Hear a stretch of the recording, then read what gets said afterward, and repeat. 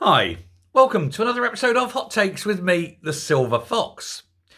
It's a busy old day for Rishi Sunak. He has taken himself up north to Scotland and is currently in Edinburgh launching his manifesto for Scotland, part of the Scottish Conservative Manifesto launch.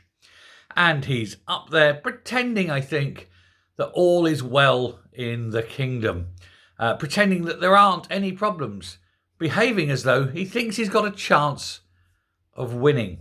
And of course, I'm afraid he's got no chance at all.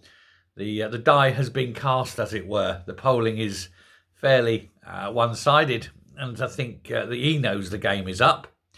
But it's not a good day for him, because despite all the faux smiles and all the pretendy handshakes amongst hail fellow well-mets and all that, he's actually having a very torrid time. It's been revealed that there's even more people now being involved and being investigated by both parliamentary authorities and indeed the police over this whole election gambling fiasco. We've seen 4 or 5 people already announced, but apparently there are a whole bunch of as yet unnamed individuals, although I presume that they will eventually, of course, at some point be named individuals. We'll find out. Who also apparently, or allegedly at least, have decided to pop off down to William Hill and lay a small or indeed large bet, having known the result before placing it. As I say, that is a crime. What is also befuddling the Tories at the moment, Tories that aren't Rishi Sunak, is why Rishi is standing by them. Why hasn't he suspended them? Why haven't they had any kind of censure from the party? It seems very, very weird that he'd do this. The look isn't good. The optics are awful. And yet he's still doing this. On top of that, he's making enemies, of course, enemies within the party.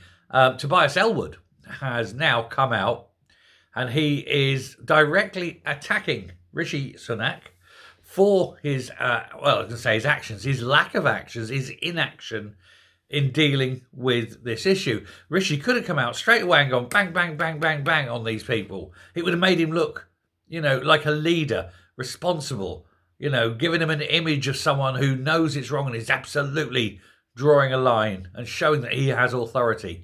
And instead he's sort of wishy-washy and, it doesn't matter really, does it? Well, And of course, people don't like it. They don't like bent politicians at the best of times, but to have, all these people doing this and then the leader of the party more or less condoning it because he's not, dealing with the issue.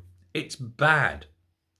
Now, as bad as all that is currently going on, you now have people within the party, big guns, the powerful, the ones who control everything, are now pushing and making a massive concerted effort in Richmond and Northallerton, which of course is the constituency of Rishi Sunak. They don't want him losing his seat. They are desperate for Rishi to retain his seat. I think not that they want him to continue being the Prime Minister, but simply they don't want the ignominy of having a sitting Prime Minister losing his seat. It would reflect very badly on the Tory party generally. I really don't think they care about him. There's many in the party now pointing the finger at him, thinking it's his fault we're all going to be unemployed. It's his fault we're so far behind in the polls. He's the one who panicked and went early, rather than waiting until, say, later in the year when the interest rates are lower perhaps, and so forth.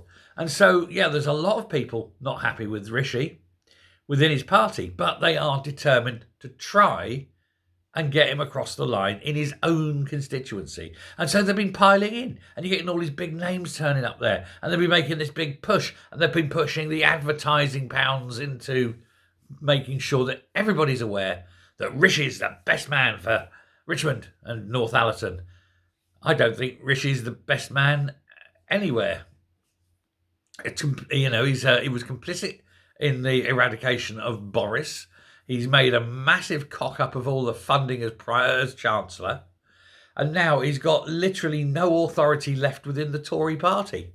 I honestly think they'll be glad to see the back of him, but they just don't want him to lose his seat. Basically, they want him to just about scrape over the line and then resign. That's where they want him to go. And just disappear into oblivion, never to be heard of again. That's very likely to happen. It is bad all round.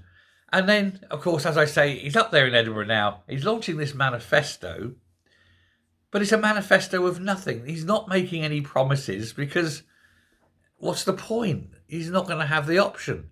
Doesn't matter what he puts in that manifesto. He could claim to put anything and do everything, and it will really make no difference. It's just one of those meh moments from a meh politician. You know, it just gets worse for him. And then, on top of all that, you've got more polling showing, particularly in London, where the lead from Labour over the Tories is massive across there. They've got the new Savanta poll showing that the Labour lead over the Tories generally is raised. But in London, there's a 33% rise. Now, that's not Labour on 33%. That's Labour 33% ahead of the Tories in London. Labour's just gone blue. And even in big Tory areas are turning red. Senior Tories must know it's up. Why are they sitting there? Why are they waiting? Well, they're not. Because you've got others now coming out openly, brazenly, and saying they want the job. And they are going after Rishi Sunak's job. It's quite open now. Kemi has made it clear. Penny Mordaunt has made it clear. Whether Penny's in a position to after the election, her seat is by no means guaranteed. Cleverly, he's talking about it now. You know, there's some nobodies. There's some people there that you just couldn't have. The trouble is, all the good ones, all the ones who may potentially take over, may not be there. That's how bad it is. The Savanta poll puts them on 39 seats. What a way to run a country. And all due to one man having one very bad day today. I wonder if anyone's going to turn up to his little, press launch. Look at me, tiny man. Nah, probably not. Anyway, let me know what you think. Thanks all. Take care and goodbye.